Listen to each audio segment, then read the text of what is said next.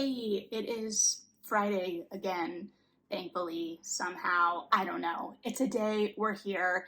It's probably not even Friday for you. We're back with the white wall. I know we got a brief break last video, but it is still hot again. I don't know. It's summer. It's hot.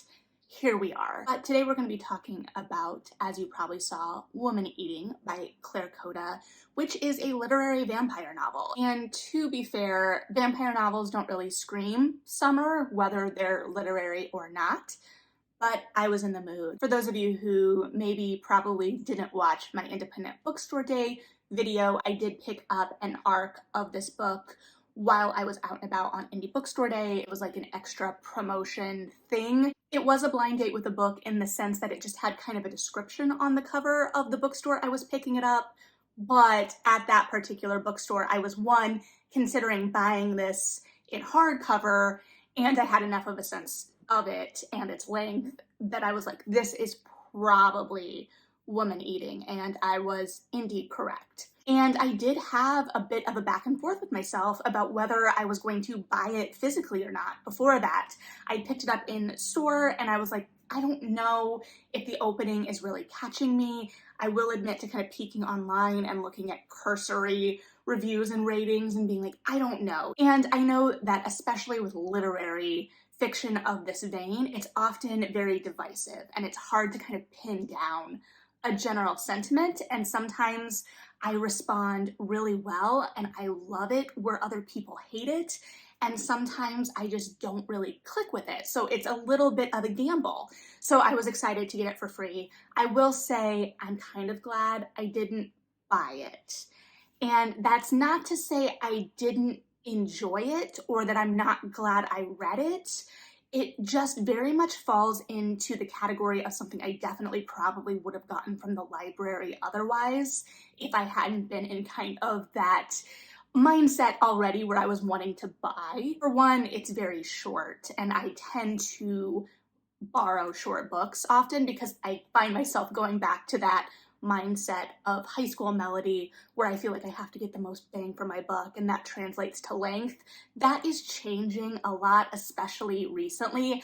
And this month, if you've been with me, especially for these Feature Fridays, you're probably like, Melody, you've been reading a lot of short books this month though. True. I'm still kind of in that reading slump. You know, work is a lot right now and my brain is a lot right now.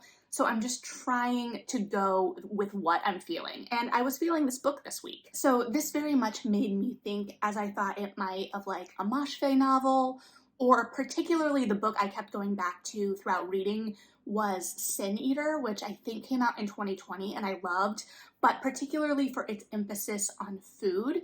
And I would say if you have any struggles with disordered eating or feel like you can become obsessive about food, I might stay away from this. It actually went into it less than I was expecting somehow based on the blurb, but it still really does focus on food. It focuses on the way Lyd, our main character, is divorced of the normal experience through her lack of being able to eat food and having to sustain herself on blood, particularly pig's blood, because her mother does not think that they are deserving of anything different or better because they are demonic. There is a lot to unpack in this little novel, as expected, but it is also very slow. It is a character who is very lethargic in some ways, sometimes from necessity, who seems to be a little bit more reactive. We're getting her to a more active state.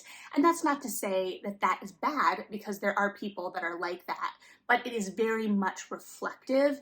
It is very interested in exploring ideas. And I will say, as much as it can sometimes feel very slow, and I caught myself being like, why am I here a couple of times? It also slips in a lot of ideas to unpack really subtly, and because of the length, it also doesn't feel too long. In a perfect world, I should have been able to finish this book in one sitting.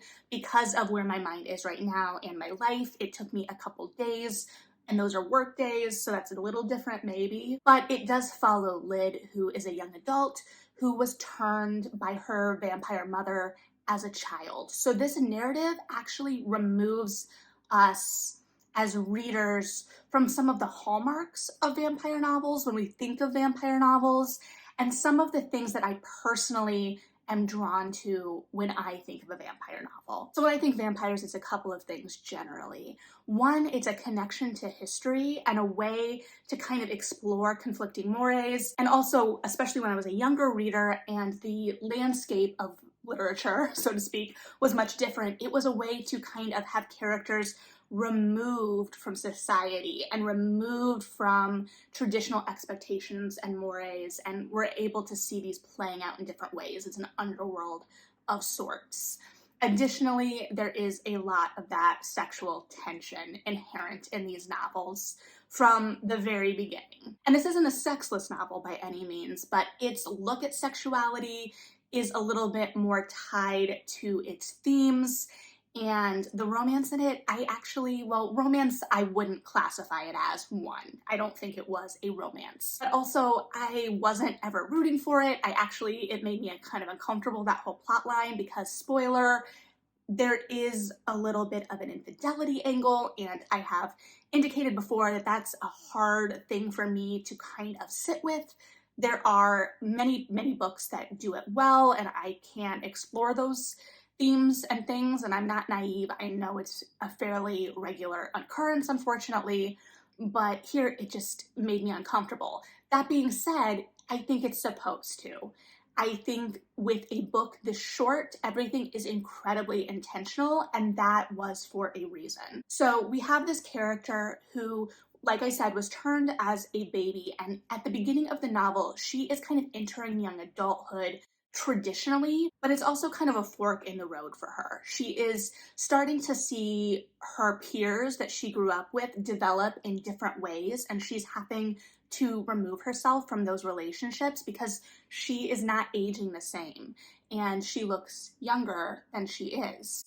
And she is also in the midst of putting her mother in a care home. And I will admit, this was a little confusing for me at first because the name of the care home was Crimson Bound, and it took me a little bit to realize that this care home was not a care home for vampires. I was actually kind of shocked by this because I think Lid's mom has a separate kind of unit or apartment type setup, and so she's got like a little kitchenette in there, although Lid describes it as a very, very sad setup situation. So she just has like a supply of pig's blood, and she is, in theory, consuming that independently. But the fact that the doctors or the nurses or the caretakers, at least in the course of the novel, never discover that this resident just has a supply of pig's blood, I was kind of like, that was, I think, the greatest leap for me, this idea of these people not picking up on the irregularities. And they're picking up on some irregularities because they are contacting Lid, and there is that kind of struggle where Lid is kind of trying to remove herself from her previous life, and her relationship with her mother is very complicated, especially because her mother views them as inhabited by demons, and there is this question of why exactly Lid was turned. She was very sick as a child, and she was turned within a couple of days, and she says in the course of the book that she never even received sustenance from anything but blood. So she was turned very, very early. But there is a line from her mother at one point when her mother is not quite with it, where she is indicating that she had a daughter named Lydia and she died, and Lydia was like, I'm right here. And so I think there was a little bit more to that story built in the background than I fully unpacked as a reader, and it could have just been me missing things. But that relationship was very clearly central, and getting away from that relationship, Lid striking out on her own and trying to form her own identity both as a person and as a vampire, and figuring out what that means and how her human half and her vampire demon half, as she thought of them, worked together, and whether they were separate parts of her or not. So it was very much a coming into your own as well. But the relationship with her mother was very interesting, and I think that there was a lot to explore there, and I think it could have been unpacked or mined even more potentially. But the other half of this really sits with her as an artist, and so the book opens on her getting a studio space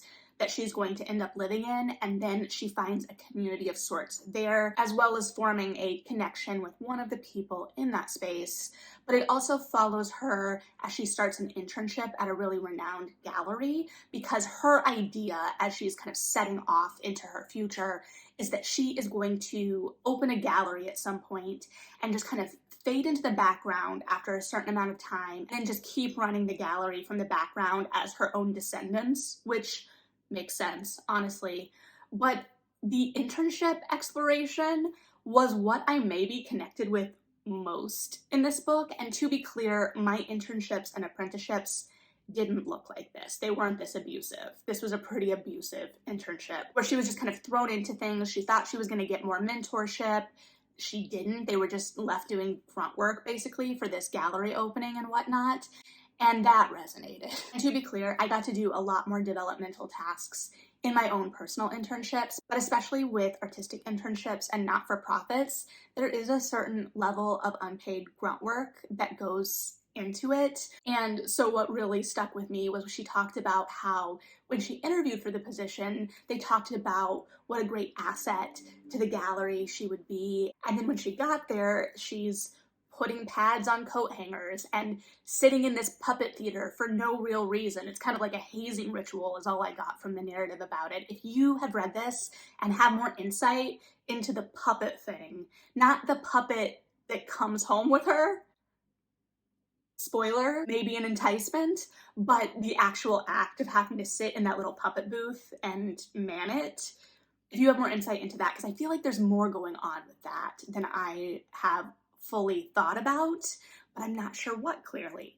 But these are the tasks she's doing, and she doesn't even have a name to these people for most of it, well, other than the gallery owner that she meets. We'll go into that in a second. And she's just being kind of snapped orders by this woman. So through this internship and one of the people at this place were looking at predatory natures and predatory systems in other ways. And so we have Lyd kind of engaging with being a vampire, needing blood to survive, with what it means to be a predator and whether she is, without really exploring it more explicitly until the end. And at the end, I will say, I think it becomes a little bit more clear. It brings all of it a little bit more into focus. But the gallery owner is a creep. I'm just going to leave it at that. But it also kind of looks like I talked about the internship aspect. But one thing I definitely think it touched on was kind of the cultural vampirism of this gallery owner, who is a private collector and collected artwork from all kinds of people. And Lyd's father, who she never met, was a human. That sounds stupid to say, but her mother was a vampire when she had her, and it never really explores exactly how that worked. And Lyd had questions too, but we never get answers. But her father's work, this guy has collected a bunch of her father's work. And so she talks a little bit about that feeling of him having access to a part of her father that she doesn't. And so there is a little bit of that exploration there for sure, especially because the exhibit that is being opened at this gallery, I'm not super knowledgeable on the art world, I will admit, is about folk art. And so there is a level of ownership and story and who's getting to tell those stories, who owns the art, who controls the narrative, all of that. And then additionally, I want to talk briefly about the way vampires exist here, because one, Lyd and her mother, for all we know, are the only vampires outside of the sire of Lyd's mother.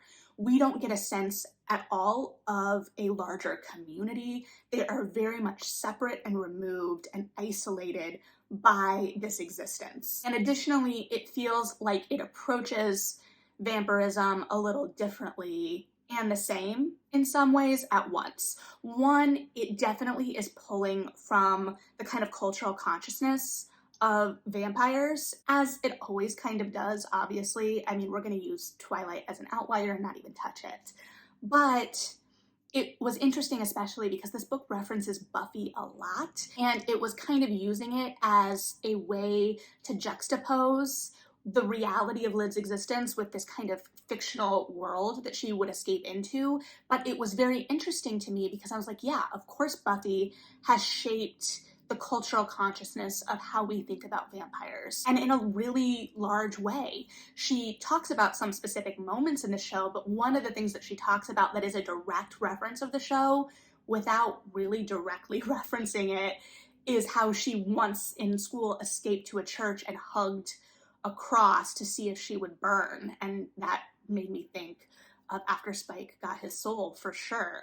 But what really resonated with me was this idea both that she could experience someone's life through their blood and also that she could sense their life through their blood before she consumed it. Like, just the idea and being able to smell the blood, sense the blood, gave her a sense of someone's life beyond anything that we would have a sense of. Words are failing me. But to know the history and the future, it felt like there was a lot there that wasn't really fully explored. I was very interested in that, but also it felt a little bit further than a lot of the vampire mythology that I have kind of explored. I'm not saying I'm an expert by any means. I was just a teen in the 2000s. And there's definite precedent for this, but the way that it was presented was interesting, and I would have liked to see it delved into a little bit more, I think. And we so often saw her consuming things like pig's blood or like blood sausage or whatnot, and saw her really kind of miserable, like that it was just this means of sustenance and to keep her going rather than joy and finding joy in that sustenance. And this was mirrored or put up against her obsession with human food, which, like I said, wasn't as full of an obsession as I think I was expecting, but it definitely talked about how she would watch like what I eat in a day videos and look at what I eat in a day posts on Instagram. And she even briefly mentioned the difference in aesthetics of that from Instagram to YouTube, like how Instagram is a much more curated, filtered, more likely to be an athletic looking white woman than YouTube might have. And I was very interested in how it kind of explored that ecosystem, but it definitely used food as her main connection to the outside world, because even within art, which you would think would be the main connection, this idea of passing along stories, passing along heritage, what have you, she doesn't really talk or connect with anyone at the gallery much.